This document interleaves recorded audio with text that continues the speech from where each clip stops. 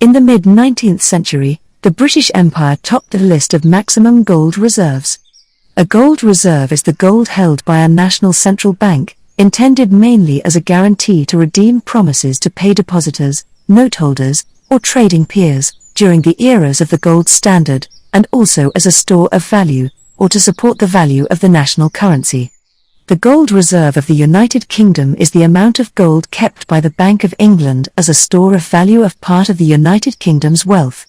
Left over from the gold standard which the country abandoned in 1931, as of 2017, it is the 17th largest central bank reserve in the world with 310.29 tons of gold bars. It took us almost 15 hours to make this video for you. Please like and subscribe, it will take you only 2 seconds. United States gold reserves started to increase significantly from the beginning of the 20th century, and hence the United States became the country with maximum gold reserves. As it did in World War I, the United States entered World War II well after the fighting had started. Before it entered the war, the United States served as the Allies' main proprietor of weapons, supplies, and other goods. Collecting much of its payment in gold, by the end of the war, the United States owned the vast majority of the world's gold. This precluded a return to the gold standard by all of the countries that had depleted their gold reserves. Another big reason behind huge surge in United States gold reserves is Gold Reserve Act passed by United States in 1934. The United States Gold Reserve Act of January 30, 1934 required that all gold and gold certificates held by the Federal Reserve be surrendered and vested in the sole title of the United States Department of the Treasury. It also prohibited the Treasury and financial institutions from redeeming dollar bills for gold, established the Exchange Stabilization Fund under control of the Treasury to control the dollar's value without the assistance or approval of the Federal Reserve, and authorized the President to establish the gold value of the dollar by proclamation. Immediately following the passage of the Act, the President, Franklin D. Roosevelt, changed the statutory price of gold from $20.67 per troy ounce to $35. This price change incentivized gold miners globally to expand production and foreigners to export their gold to the United States, while simultaneously devaluing the US dollar by increasing inflation. The increase in gold reserves due to the price change resulted in a large accumulation of gold in the Federal Reserve and U.S. Treasury, much of which was stored in the United States Bullion Depository at Fort Knox, and other locations. The increase in gold reserves increased the money supply, lowering real interest rates which in turn increased investment in durable goods. A year earlier, in 1933, Executive Order 6102 had made it a criminal offense for U.S. citizens to own or trade gold anywhere in the world, with exceptions for some jewelry and collector's coins. These prohibitions were relaxed starting in 1964. Gold certificates were again allowed for private investors on April 24, 1964, although the obligation to pay the certificate holder on demand in gold specie would not be honored. By 1975, Americans could again freely own and trade gold. According to GFMS, as of 2012, an estimated total of 174,000 tons of gold have been mined in human history. This is roughly equivalent to 5.6 billion troy ounces, or in terms of volume, about 9,261 cubic meters. There are varying estimates of the total volume of gold mined. One reason for the variance is that gold has been mined for thousands of years.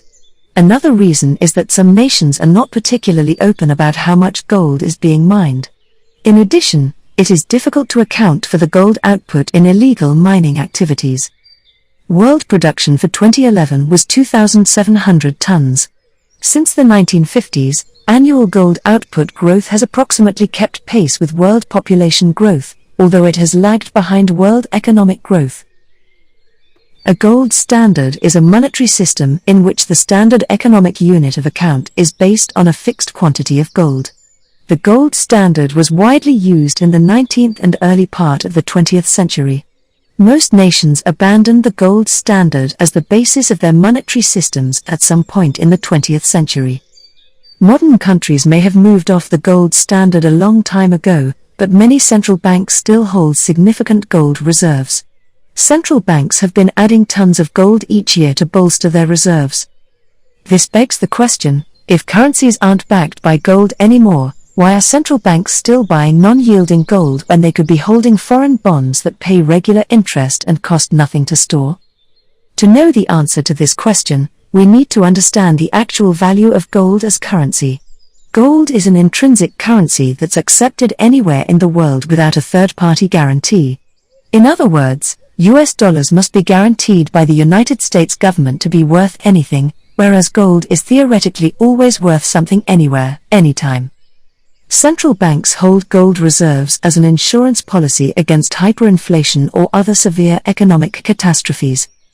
For example, if the US dollar were to dramatically decline in value relative to other currencies, the government could sell gold to buy dollars and support its value.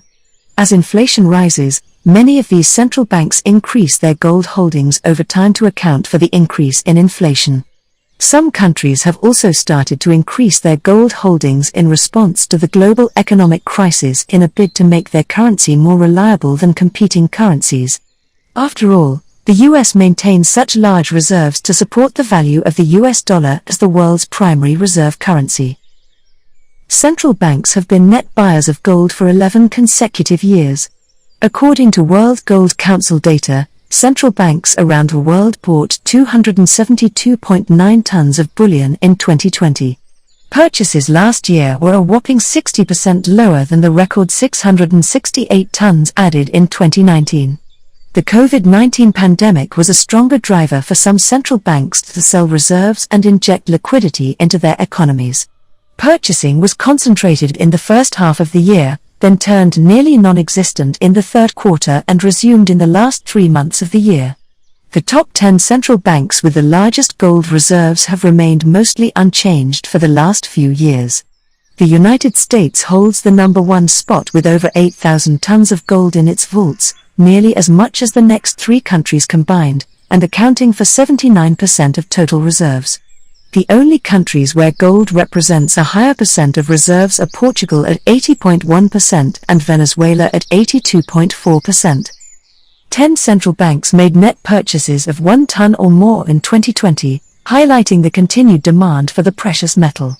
Turkey was the number 1 buyer for the second straight year, adding 134.5 tons, and was also the largest seller after decreasing holdings by 36.3 tons. Thanks for watching, and don't forget to subscribe for more bar chart race videos.